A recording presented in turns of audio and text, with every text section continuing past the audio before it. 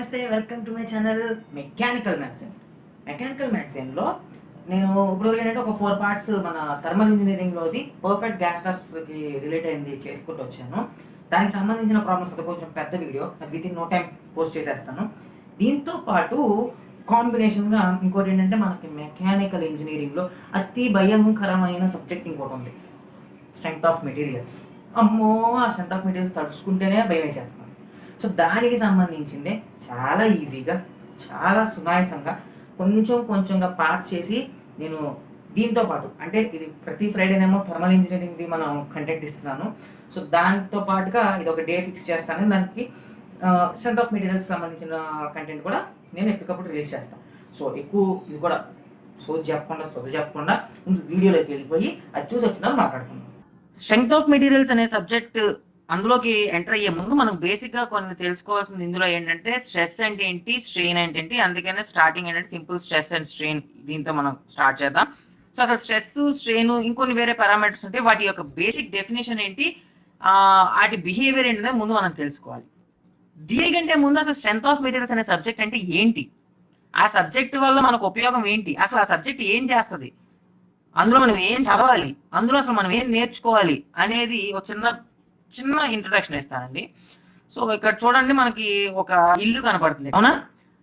ఈ మొత్తం ఇల్లు ఇక్కడ ఈ పోర్షన్ అంతా మనకి గాలిలో కనపడుతుంది, అవునా?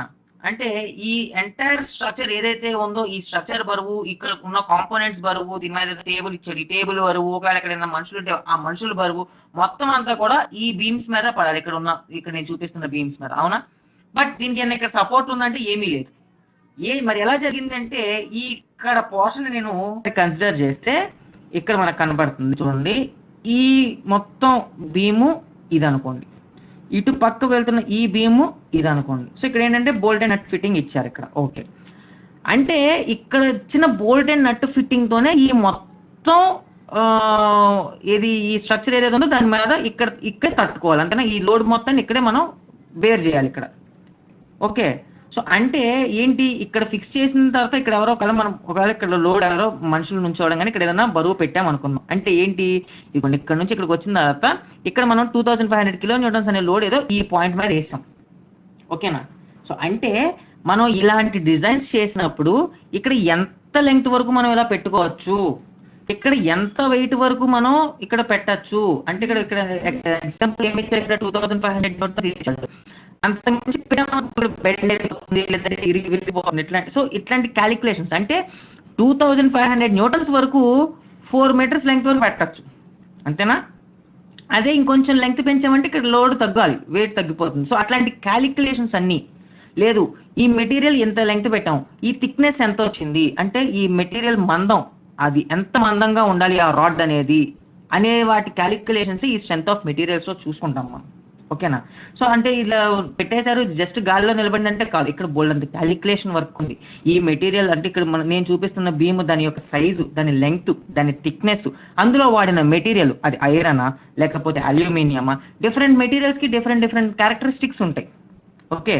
అంటే ఇప్పుడు కాపర్ తీసుకున్నంత టెంపరేచర్ దానికి ఉండే అంటే థర్మల్ కండక్టివిటీ మిగతా వాటికి ఉండవు, అండ్ ద సేమ్ అంటే ఒక్కొక్క దానికి ఒక్కొక్క స్పెషల్ క్యారెక్టరిస్టిక్స్ ఉంటాయి మెటీరియల్స్ కి. సో అలాగే ఇక్కడ ఏ మెటీరియల్ ని వాడాలి మనం, అది ఎంత లెంగ్త్ లో వాడాలి, ఎంత థిక్నెస్ తో వాడాలి, ఎంత విడ్త్ తో వాడాలి, ఇట్లాంటి క్యాలిక్యులేషన్స్ అన్ని కూడా మనకి స్ట్రెంగ్త్ ఆఫ్ మెటీరియల్స్ లో వస్తాయి. అయితే ఇంజనీరింగ్ లో ఏంటంటే మనకి ఇంజనీరింగ్ మాస్టర్స్ వెళ్ళినప్పుడు మనం దీన్ని అనాలిసిస్ చేస్తాం, అంటే ఇందులో ఇక్కడ మనకి రెడ్ కలర్ కనబడుతుంది కదా, సో అక్కడ అంటే అలా షేప్, ఆ కలర్స్ వచ్చినప్పుడు అక్కడ ఫ్రాక్చర్ అంటే ఇరిగిపోయే ఛాన్సెస్ ఉంటాయి, అక్కడ బ్రేక్ అయ్యే ఛాన్స్ ఉంది. సో అట్లాంటిది ఎక్కడెక్కడ లోడ్ ఎక్కువ పడుతుంది, ఎక్కడెక్కడ విరిగిపోయే ఛాన్స్ ఉంది, ఎక్కడెక్కడ బెండ్ అయిపోయే ఛాన్స్ ఉంది, ఇట్లాంటివన్నీ కూడా మనకి ముందుగానే ఈ స్ట్రెంగ్త్ ఆఫ్ మెటీరియల్స్ డిజైన్ చేస్తాం. అంటే మనం ఇంజనీరింగ్ లో ఇట్లాంటి డీల్ చేయాలి అంటే ముందుగా మనం ఈ స్ట్రెంగ్త్ ఆఫ్ మెటీరియల్స్ గురించి బేసిక్స్ తెలిసి ఉండాలి, okay. So this is about basic introduction about strength of materials.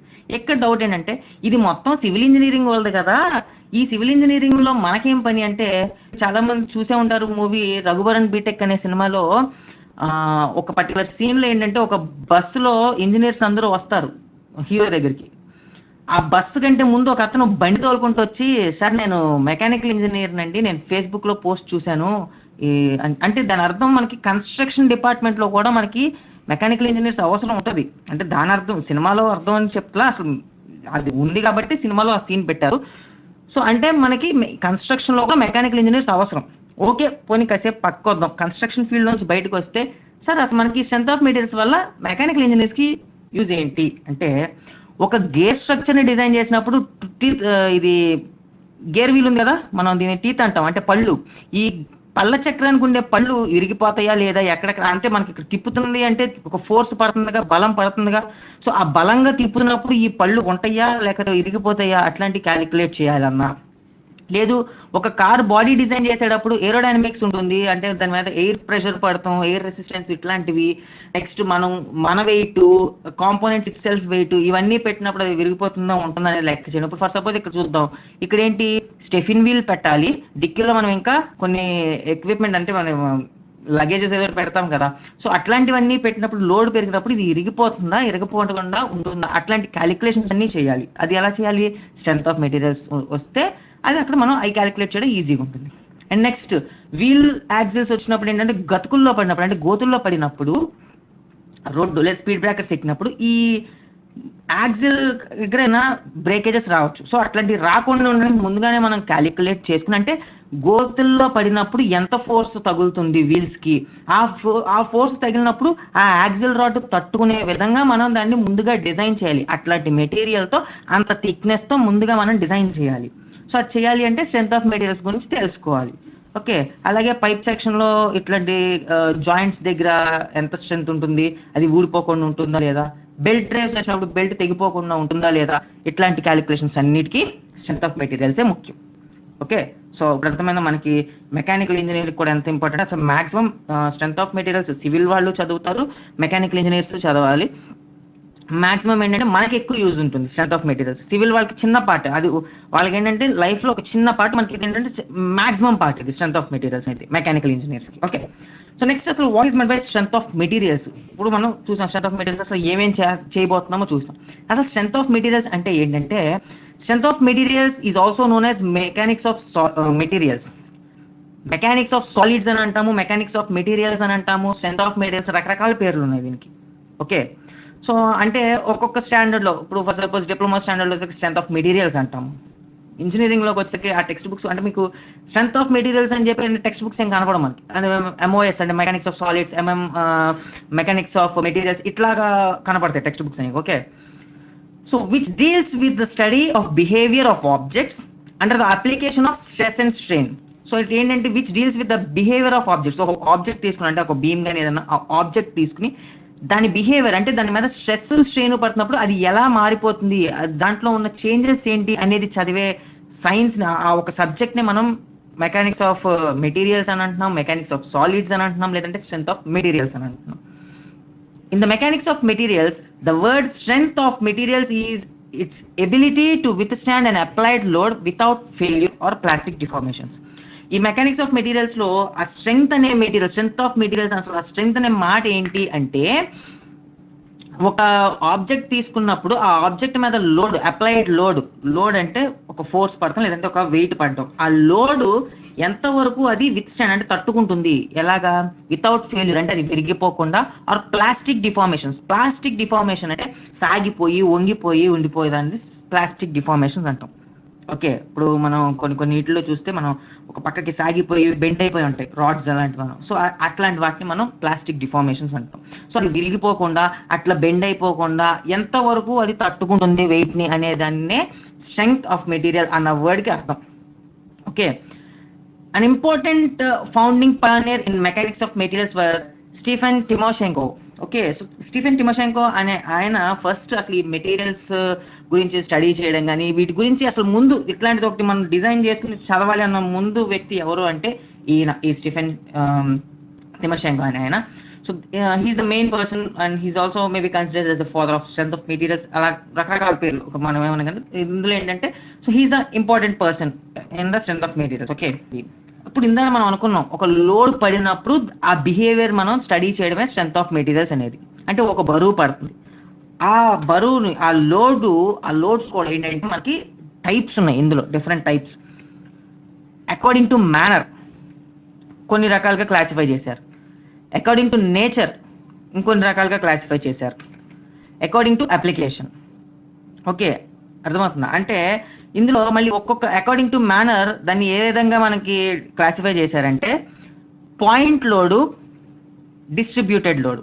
అంటే అది ఏ విధంగా పడుతుంది దాని అకార్డింగ్ టు మేనర్ అన్నారు. మేనర్ ఇట్ సెల్ఫ్ అంటే ఏ విధంగా దాని మీద యాక్ట్ అవుతుంది. Point load, distributed load. According to nature అది ఏ రకంగా ఉంది అంటే అది స్టాటిక్ లోడు, లేదా డైనమిక్ లోడు, లేదా ఫ్లక్చుయేటింగ్ ఆర్ సైక్లిక్ లోడ్. ఇది ఏ రకమైనది. Okay, next according to application అది ఏ రకంగా అప్లై అవుతుంది దాని మీద. షియర్ లోడా, axial load, bending load. So అంటే మనకి లోడ్స్ అనేవి మేజర్గా 3 కేటగిరీస్గా సెపరేట్ చేశారు. అంటే అకార్డింగ్ టు మేనర్ కొన్ని రకాలుగా సెగ్రిగేట్ చేశారు, అకార్డింగ్ టు నేచర్ కొన్ని రకాలు సెగ్రిగేట్ చేశారు, అకార్డింగ్ టు అప్లికేషన్ ఇంకొన్ని రకాలుగా సెగ్రిగేట్ చేశారు. ఈ అకార్డింగ్ టు మేనర్లో ఏంటంటే మళ్ళీ మనకి పాయింట్ లోడ్ అని ఒకటి, డిస్ట్రిబ్యూటెడ్ లోడ్ అని చెప్పి సెపరేట్ చేశారు. అలాగే according to nature static load, dynamic load, fluctuating or cyclic load అని చెప్పి సెపరేట్ చేశారు, క్లాసిఫైడ్. నెక్స్ట్ ఇలాగే అకార్డింగ్ టు అప్లికేషన్ షియర్ లోడా, యాక్సియల్ లోడా, బెండింగ్ లోడ్ అని చెప్పి మళ్ళీ క్లాసిఫై చేశారు. అండ్ అగైన్ మళ్ళీ ఇప్పుడు ఈ డిస్ట్రిబ్యూటెడ్ లోడ్ని uniformly distributed load, non uniformly distributed load అని చెప్పి మళ్ళీ 2 విధాలుగా క్లాసిఫై చేశారు. ఓకే, అండ్ అగైన్ మళ్ళీ ఇక్కడ యాక్సియల్ లోడ్ని చూసుకుంటే యాక్సియల్ లోడ్ని మళ్ళీ టెన్సైల్ లోడ్ కిందను, కంప్రెషన్ లోడ్ కింద మళ్ళీ సెపరేట్ చేశారు. సో మళ్ళీ ఫస్ట్ నుంచి వస్తున్న లోడ్స్ అనేవి మేజర్గా 3 సబ్ టాపిక్స్తో అంటే 3 సబ్ హెడింగ్స్తో ఎలా చేశారంటే అకార్డింగ్ టు మేనర్ కొన్ని రకాలు, అకార్డింగ్ టు నేచర్ కొన్ని రకాలు, అకార్డింగ్ టు అప్లికేషన్ కొన్ని రకాలు. అకార్డింగ్ టు మేనర్ ఏమేమి రకాలు ఉన్నాయి అంటే పాయింట్ లోడ్ అనేది ఒకటి ఉంది, డిస్ట్రిబ్యూటెడ్ లోడ్ అనేది ఒకటి ఉంది. ఈ డిస్ట్రిబ్యూటెడ్ లోడ్ అనేది మళ్ళీ uniformly distributed, non uniformly distributed అని ఉంది. నేచర్లో మళ్ళీ static load, dynamic load, fluctuation or cyclic load. According to application shear load, axial load, bending load. ఈ యాక్సియల్ లోడ్ ఏంటంటే మళ్ళీ టెన్సైల్ లోడ్ కింద, కంప్రెషన్ లోడ్ కింద స్ప్లిట్ అయింది. ఏం కంగారు పడద్దు, మొత్తం చెప్తా ప్రతిదీ. పాయింట్ లోడ్ అంటే ఏంటి, డిస్ట్రిబ్యూటెడ్ లోడ్ అంటే ఏంటి, యూనిఫామ్లీ డిస్ట్రిబ్యూటెడ్ అంటే ఏంటి, నాన్ యూనిఫామ్లీ డిస్ట్రిబ్యూటెడ్ అంటే ఏంటి, మొత్తం ప్రతిదీ చెప్తాను. ఇప్పుడు చూడండి, అకార్డింగ్ టు మేనర్ ఫస్ట్ మనకి ఇక్కడ ఏం చూపించారు. ఫస్ట్ అకార్డింగ్ టు మేనర్ అందులో point, distributed, uniformly distributed, non uniformly distributed. అవునా? సో అందులో భాగంగా ఫస్ట్ అకార్డింగ్ టు మేనర్ చూసుకుంటే first point load. Point load అంటే ఆ లోడ్ మొత్తం ఒక సింగిల్ పాయింట్ మీద యాక్ట్ అవ్వాలి. ఇక్కడ మనం చూస్తే ఒక క్రేన్ హుక్ ఉంది. ఈ క్రేన్ హుక్ కి మనం ఏదైనా లోడ్ తీసుకున్నప్పుడు అంటే ఒక కింద కార్ కానీ లేదంటే ఏదైనా బీమ్ ఏదైనా మనం లిఫ్ట్ చేసినప్పుడు ఎంటైర్ లోడ్ వచ్చి కరెక్ట్గా దీని చుట్టూ అంటే ఇక్కడ కడతాం. ఒక ఐరన్ రోప్ అయినా లేదంటే చైన్ అయినా లేదంటే తాడుతో అయినా కానీ అది మొత్తం కింద ఎంత లోడ్ అయినా తీసుకొచ్చి ఇక్కడ దీనికి ఇలా చుడతాం. అవునా? అంటే ఆ లోడ్ మొత్తం ఈ పాయింట్ మీదే పడుతుందిగా. ఈ ఎంటైర్ హుక్ లో ఇక్కడ ఈ పాయింట్ మీదే దానికి లోడ్ యాక్ట్ అవుతుంది. సో అంటే ఇక్కడ ఇంకో ఇక్కడ కూడా చూడొచ్చు మనం, ఈ ఎంటైర్ బరువు ఏదైతే లోడ్ ఇక్కడ ఫోర్స్ స్ట్రైక్ చేస్తుందో అది ఈ పాయింట్ మీద యాక్ట్ అవుతుంది ఇక్కడ. సో ఇట్లాంటి వాటిని మనం పాయింట్ లోడ్స్ అంటాం. దీన్ని మనకి ఏంటంటే న్యూటన్స్ తో మనం ఇండికేట్ చేసుకుంటాం పాయింట్ లోడ్ ని. And next uniformly distributed load. Uniformly distributed load అంటే ఇక్కడ మనకి ఒక ట్రక్ కనపడుతుంది. ఈ ట్రక్ మీద ఏంటంటే ఈ ట్రక్ ని మనం సెపరేట్ గా అంటే పార్ట్స్ చేసుకుంటే ఇక్కడికి ఒక పార్ట్, ఇక్కడికి ఇలా మనం గీతలు గీసుకుంటే ప్రతి పార్ట్ లోనూ same amount of load act అవుతుంది. అవునా? ఇక్కడ ఒక పైప్ బరువు, ఇక్కడ ఒక పైప్ బరువు, ఇక్కడ ఒక పైప్ బరువు, ఇక్కడ ఒక పైపు, ఇక్కడ ఒక పైపు, అంటే పైన ఉన్న పైప్స్ కూడా దానికి సెపరేట్ డిస్ట్రిబ్యూట్ అవుతాయి అనుకోండి. సో మనం ఏంటంటే ప్రతి చోట అంటే ఈ చివరి నుంచి ఈ చివరికి చూసినా లేదా ఈ చివరి నుంచి ఈ చివరికి చూసినా మొత్తం అంతా లోడ్ని సమానంగా పనిచేసుకున్నాయి. అవునా? So that is called uniformly distributed load. అలాగే నాన్ యూనిఫామ్లీ డిస్ట్రిబ్యూటెడ్ అంటే దాన్ని బట్టి మీకు అర్థమైపోతుంది, డిఫరెంట్గా ఉంటుంది. అంటే ఇక్కడ చూడొచ్చు, ఇక్కడేమో 2 బాక్సెస్ లోడ్ ఇక్కడ వేశారు, ఇక్కడేమో సింగిల్ బాక్సే వేశారు. అవునా? అంటే ఇక్కడేమో 2 కాలమ్స్, ఇక్కడేమో సింగిల్ కాలం పడింది. ఇక్కడ అసలు లోడే లేదు. అంటే ఇక్కడ అసలు లోడ్ లేదు, ఇక్కడ జస్ట్ 1 యూనిట్ ఉంది, ఇక్కడ 2 యూనిట్స్ ఆఫ్ లోడ్ ఉంది. అంటే ఒక్కొక్క పోర్షన్లో ఈ పోర్షన్ వరకేమో ఎక్కువ లోడ్ ఉంది, ఇక్కడ కొంచెం తక్కువ లోడ్, ఇక్కడ అసలు లోడే లేదు. అంటే యూనిఫామ్గా లేదు, మొత్తం ప్లాట్ఫామ్ మొత్తం మీద యూనిఫామ్ లోడ్ ఈక్వల్గా డిస్ట్రిబ్యూట్ అయ్యి లేదు. సో ఇట్లాంటి వాటిని మనం నాన్ యూనిఫామ్లీ డిస్ట్రిబ్యూటెడ్ లోడ్ అని చెప్పి పిలుస్తాము. దీనికి ఏంటంటే మనం Newton per metre or Newton per metre స్క్వేర్తో మనం ఇండికేట్ చేస్తాం. ఎందుకంటే ఒక ఏరియా అంత లెక్క పడుతుంది కాబట్టి లోడ్ని మనం న్యూటన్ పర్ మీటర్. అంటే ఒకవేళ మనం ఒక పైప్ సెక్షన్ తీసుకుంటే, ఒక సన్న పైప్ ఏదైనా తీసుకుంటే పైప్కి మనం ఏంటంటే లెంగ్త్ మాత్రమే చూడాలి కాబట్టి న్యూటన్ పర్ మీటర్. అది ఇట్లాంటి ప్లాట్ఫామ్స్ అయితే కనుక న్యూటన్ పర్ మీటర్ స్క్వేర్, ఎందుకంటే ఏరియా కన్సిడర్ చేసుకోవాలి కాబట్టి. Okay, so this is about according to manner. According to nature. According to nature మనకి ఏమేమి ఉన్నాయి? Static load, according to nature static load, dynamic load, fluctuation load or cyclic. Okay, so ఈ మూడు ఉన్నాయి మనకి.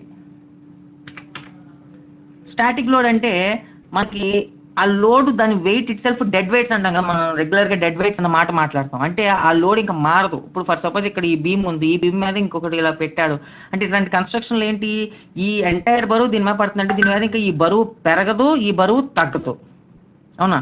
So అట్లాంటి వాటిని మనం స్టాటిక్ లోడ్, ఆ లోడ్స్ లో ఇంకా మార్పు ఉండదు, అది పెరగడం కానీ లేదంటే తగ్గడం కానీ ఇట్లాంటివి ఏమి ఉండవు. Okay, so those are called మనం స్టాటిక్ లోడ్స్ అని చెప్పి పిలుస్తాము. And next dynamic load. Dynamic load వచ్చేసరికి ఇది ఏంటంటే మారిపోతుంటుంది. ఫర్ సపోజ్ ఇక్కడ మనం ఇదే తీసుకుందాం, ఇది ఒక ప్లాట్ఫామ్ ర్యాంప్ అనుకుందాం. ఈ ర్యాంప్ మీద ఫస్ట్ ఏంటంటే ఒక చిన్న కార్ వచ్చింది, దీనికి ఒక కొంత బరువు ఉంది, ఇప్పుడు స్టాటిక్ వెయిట్. మళ్ళీ ఇప్పుడు ఇంకోటి ఏంటంటే అంబులెన్స్ వచ్చింది, అంటే ఇప్పుడు ఈ రెండు వెహికల్స్ కు బరువు దీని మీద పడుతుంది. సో అంటే ఏంటంటే అది ఒప్పుని వచ్చి అలా ఉంటున్నాయా లేదు, అవి వెళ్ళిపోతున్నాయి కాసేపు, ఒక పర్టికులర్ స్మాల్ టైం పాటే అది అలా ఒక వెయిట్ పడుతుంది అన్నప్పుడు. ఫర్ సపోజ్ ఒక 2 seconds ఉంది, ఇంకో 3rd second లో ఇంకో వెహికల్ ఏదో వచ్చింది, మళ్ళీ 5th second లో ఇది వెళ్ళిపోతుంది, అవి వెళ్ళిపోతుంది. సో ఏంటంటే లోడ్ ఒక విధంగా ఉన్నట్లు మారుతుంది. So that is called dynamic loads అని అంటాం. అంటే లోడ్ అనేది చేంజ్ అవుతూ ఉంటుంది, ఒకే లోడ్ తో ఉండిపోదు, మారిపోతుంది. ఇప్పుడు ఫర్ సపోజ్ ఇది కూడా వెళ్ళిపోయింది, వెనకాల ఏదైనా లారీ వచ్చింది అనుకుందాం, అంటే ఇంకొంచెం ఎక్కువ లోడ్ పడింది. సో అట్లాంటి వాటిని మనం డైనమిక్ లోడ్స్ అంటాం. ఫ్లక్చువేటింగ్ లోడ్ అంటే ఇప్పుడు ఇక్కడ ఈ లారీ ఇట్ సెల్ఫ్ ఉంది అంటే కదిలిపోతే ఫ్లక్చువేటింగ్ లోడ్ కాదు. కొంచెం గా వినండి ఈ పాయింట్ ని. ఇక్కడ ఏంటంటే లారీ ఇట్ సెల్ఫ్ ఒక వెళ్తున్న సడన్ గా ఏదైనా గోతుల్లో కానీ స్పీడ్ బ్రేకర్ లో కానీ పడితే ఆ స్పీడ్ బ్రేకర్ నుంచి కొంత ఫోర్స్ దానికి తగులుతుంది. అప్పుడు ఈ ఎంటైర్ కంటెంట్ మొత్తం కూడా అది కొంచెం అటు ఇటు ట్విస్ట్ అయిపోతుంది, అవునా? సో అలాగా పడినప్పుడు ఏంటంటే it self load, extra load వచ్చి దాని మీద పడుతుంది. అంటే ఇప్పుడు గోతులు ఏదైతే పడిందో రోడ్ సైడ్ నుంచి కొంత ఫోర్స్ వచ్చి టైర్స్ మీద, వీల్స్ మీద పడుతుంది, యాక్సిల్ మీద పడుతుంది. అలాగే ఈ వెనకాల ట్రక్ లో ఉన్న లోడ్ కూడా ఏమవుతుంది, కొంచెం అటు ఇటు షఫల్ అవడం వల్ల ఇంకొంచెం లోడ్, అంటే 2 విధాలుగా దానికి ఒకేసారి లోడ్ పడింది. అట్లాంటివి కంటిన్యూస్ గా ఉంటాయా కాదు కదా, ఎప్పుడైతే ఆ గోతుల్లో పడినప్పుడు లేదా స్పీడ్ బ్రేకర్ తగిలినప్పుడే అట్లాంటి లోడ్ వచ్చి దానికి తగులుతుంది, అవునా? సో అట్లాంటి వాటిని ఫ్లక్చుయేటింగ్ లోడ్స్ అంటే అది కంటిన్యూస్ గా ఉంటుంది, ఎప్పుడోకప్పుడు ఒకసారి టకిక్ మనం పడతాం మధ్యలో, లేదంటే అది అక్కడతో ఎండ్ అయిపోవడం. లేదంటే ఇంకోటి ఏంటంటే సైక్లిక్ లోడ్ అన్నాం మనం. అంటే ఫర్ సపోజ్ స్టార్టింగ్ ఒక 2 kilonewtons లోడ్ పడతాం, తర్వాత 4 kilonewtons లోడ్ పడతాం, తర్వాత 1 kilonewton లోడ్ పడతాం, 2-4-1 2-4-1 2-4-1 ఇలా కంటిన్యూస్ గా ఒక సైకిల్ రొటేట్ అయితే దాన్ని మనం సైక్లిక్ లోడ్ అని అంటాం. ఓకే, స్టాటిక్ లోడ్ వచ్చేసరికి ఏంటంటే ఎంటైర్ వెయిట్ డెడ్ వెయిట్ కింద ఉంటుంది, ఇంకా దాంట్లో ఆ లోడ్ పెరగడం కానీ తగ్గడం కానీ జరగదు. అంటే ఇక్కడ మళ్ళీ ఎక్స్ట్రా బరువు పెరగడం కానీ ఈ బరువు తగ్గడం కానీ ఉండదు, ఏదైతే ఉందో ఆ వెయిట్ దీని మీద పడిపోతుంది. డైనమిక్ లోడ్ అంటే ఆ బరువు ఒక్కొక్కసారి పెరుగుతుంది, ఒక్కొక్కసారి తగ్గుతుంది. ఫస్ట్ ఒక కారే వచ్చింది, తర్వాత ఇంకో వెహికల్ ఏదో వచ్చింది, తర్వాత కారు వెళ్ళిపోతుంది, తర్వాత ఇంకో వెహికల్. అంటే ఏంటంటే మనకి ఒక్క లోడ్ అని ఉన్నట్ల మారిపోతుంది. ఒక 10 kgs పడింది, 2 kgs తీసేసాము, మళ్ళీ ఒక 6 kgs పెట్టాము, మళ్ళీ ఒక 4 kgs తీసేసాము, ఇట్లాగంటే ఆ లోడ్ మారిపోతూ ఉంటే దాన్ని డైనమిక్ లోడ్ అంటాం. ఫ్లక్చుయేటింగ్ లోడ్ అంటే ఇష్టం వచ్చినట్టు ఒక పర్టికులర్ వే ఉండదు, ఇష్టం వచ్చినట్టు మారిపోతుంటే దాన్ని ఫ్లక్చుయేటింగ్ లోడ్ అని అంటాం. Okay, and next according to application తీసుకుంటే ఫస్ట్ అసలు యాక్సియల్ లోడ్. యాక్సియల్ లోడ్ అంటే మనం ఇక్కడ ప్రతి బాడీకి సెంటర్ లో నుంచి ఒక లైన్ గీస్తే దానికి ఒక యాక్సిస్ అంటాం, అవునా? సో ఇక్కడ మనకు కనపడుతుంది ఇది యాక్సిస్. సో ఈ యాక్సిస్ ఈ యాక్సిస్ వైజ్ గా మనకి ఏదన్నా ఒక లోడ్ యాక్ట్ అయితే దాన్ని యాక్సియల్ లోడ్ అంటాం. అందులో 2 రకాలు ఉన్నాయి మనకి, టెన్సైల్ లోడ్, కంప్రెసివ్ లోడ్. ఈ టెన్సైల్ లోడ్ అంటే ఏంటంటే మనం ఇదిగోండి ఇది యాక్సిస్ ఇలా ఉంది, ఇలా వెళ్తుంది ఈ సెంటర్ నుంచి, అవునా? సో ఇప్పుడు ఏమవుతుంది, ఇది యాక్సిస్ గా ఇలాగా సాగిపోతుంది, అవునా? ఇట్లా ఎక్స్టెండ్ అవుతుంది, మనకు కనపడుతుంది కదా. సో టెన్సైల్ లోడ్ అంటే ఇలా ఎక్స్టెండ్ అయిపోతుంది, తెలుగులో మనం సాగిపోవడం అని అంటాం రెగ్యులర్ భాషలో. సో ఇలా సాగిపోతే కనుక దాన్ని టెన్సైల్ లోడ్ అని అంటాము. ఇలా సాగది ఇప్పుడు ఇక్కడ ఇటు పక్కన పట్టుకుని మనం ఇలా లాగుతున్నాం అంటే లోడ్ అప్లై చేసినట్టు దాని మీద. ఓకే, లోడ్ అంటే మనం జస్ట్ బరువు కిందే కన్సిడర్ చేస్తూ, మనకి ఈ మెకానికల్ ఫీల్డ్ లో లేదంటే ఫిజిక్స్ ఫీల్డ్ లో ఏంటంటే మనకి లోడ్ అంటే ఫోర్స్ అప్లై అయితే దాన్ని లోడ్ కింద తీసుకుంటాం. లోడ్ అన్న మాటతో దాన్ని ఏమంటాం, డిఫైన్ చేస్తాం. సో ఇక్కడ లోడ్ అప్లై అవుతుంది, ఎట్లాగో ఈ డైరెక్షన్ లో అప్లై అవుతుంది, అవునా? సో అక్కడ సాగుతుంది, this is called tensile load. So దీన్ని బట్టి మీకు అర్థమైపోతే కంప్రెసివ్ లోడ్ ఏంటంటే అటు ఇటు, ఇదేంటంటే ఇటు పక్క ఆపోజిట్ డైరెక్షన్ లో లాగుతుంది, ఇటు పక్క ఏంటంటే కంప్రెస్ చేస్తాం, నొక్కేస్తాం. ఓకే, ఇక్కడ సాగిపోతుంది, ఇక్కడేమో నలిగిపోతుంది, మధ్యలోకి లాగేస్తుంది మొత్తం అంతా. Okay, so this is called compressive load. And next shear load అంటే ఏంటంటే యాక్చువల్గా మనం ఇట్లాంటి లోడ్స్ చూసాం, పైనుంచి ప్రెస్ చేస్తే కిందకి వెళ్ళిపోతుంది కదా, ఇది మనకు తెలిసిందే, నార్మల్ లోడ్ ఫోర్స్ అంటాం వీటిని.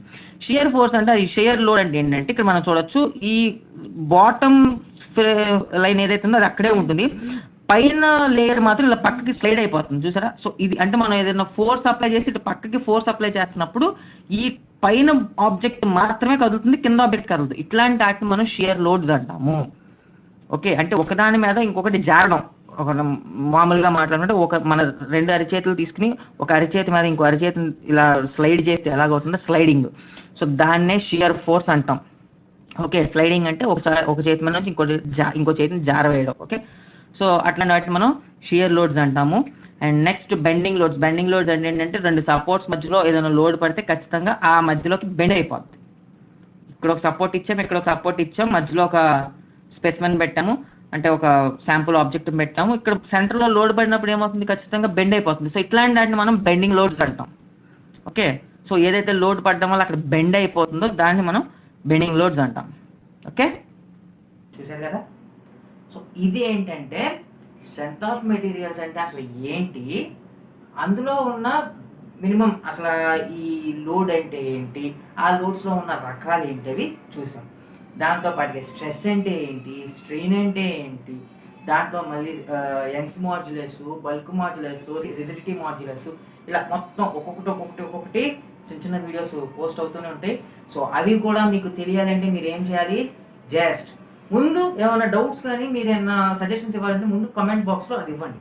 దాని తర్వాత వీడియో నచ్చితే లైక్ చేయండి, ఖచ్చితంగా సబ్స్క్రైబ్ చేయండి. So just to subscribe to our Mechanical Max Science channel and hit the bell icon to get our latest notifications.